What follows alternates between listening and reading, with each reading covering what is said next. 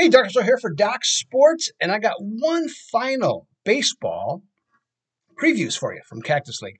I'm sorry to have the same old background today. Okay, on this, I had expected to go to a game this week, and things just didn't work out for that to happen. And next week, well, pretty much they're here on Saturday and Sunday, and that's about the end of it. So then they start matriculating, or they're here for a couple more days. Most of the better players are gone, and so you're not really seeing much in terms of talent to give you any indication about it. So there's three teams I didn't get to see, unfortunately, and but hey, that's the way it goes. Some years that's how it is, just with what this crazy schedule is, and so we'll just go with that. But I promised the previews, and I'm going to deliver on them. So let's get to it. Let's talk about the Cincinnati Reds. Now, the Reds and the Pirates, their odds are basically the same to whoever the finish last in the NL Central in this situation here. Among the worst teams, of course, in the National League, and their over-under is 65.5, okay, for the season. Now, for the first time in 40 years, which was last year, the Reds lost 100 games. Okay, that was because ownership decided to have a fire sale before and during the 2022 season, trading away 9 players that were on their preseason 25-man roster. So, what do things look like for the upcoming year? Well, not much different. Okay, the ownership appears to be on board with just going with what they got. Okay, making the best of it, taking their lumps, and having more players from the minor leagues come through the system. Their biggest signing for this upcoming season was Will Myers. Will Myers of the Padres, yes. So, but other than Jonathan India and aging Joey Votto, this last year's 23rd ranked offense probably isn't going to get a whole lot better. The Reds do have some young pitchers that I actually do like. I like Nick Lodolo, Hunter Green, and Graham Ashcraft. Ashcraft doesn't throw quite as hard as I like, but still, all good pitchers, and they're all 25 or younger. But the problem is I'm not sure how much better they're going to get, okay, because the bullpen last year was ranked 28th, and I don't see where the improvement is this year, right before the season starts anyway. So looking at the total on this one, I'm going to probably lean under on this one, and I'm going to wait right till the season starts, get their 25-man roster or 26-man roster, and make a decision on that from there. Okay, next up, the other team from Ohio, the Cleveland Indians. Okay, now the Indians are projected to win the AL Central.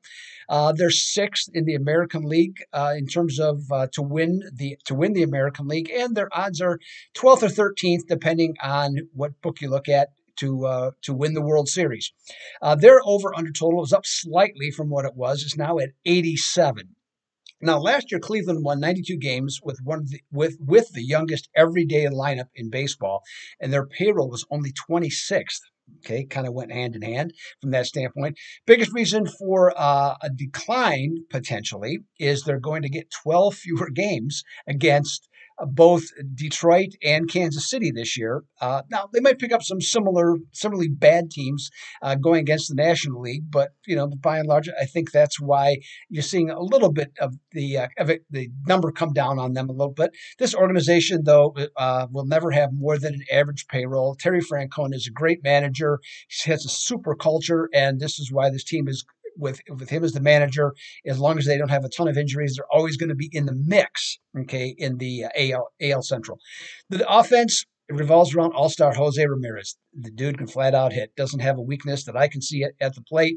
If his other teammates follow his discipline, this Cleveland offense actually could be better than what it was last year. It was 19th in baseball. The bullpen, the team, the ERA last year wasn't great. The Guardians were 9th overall, but they had the third best bullpen, okay? And they have that elite closer in Emmanuel Clase. That guy, he's just dynamic, okay?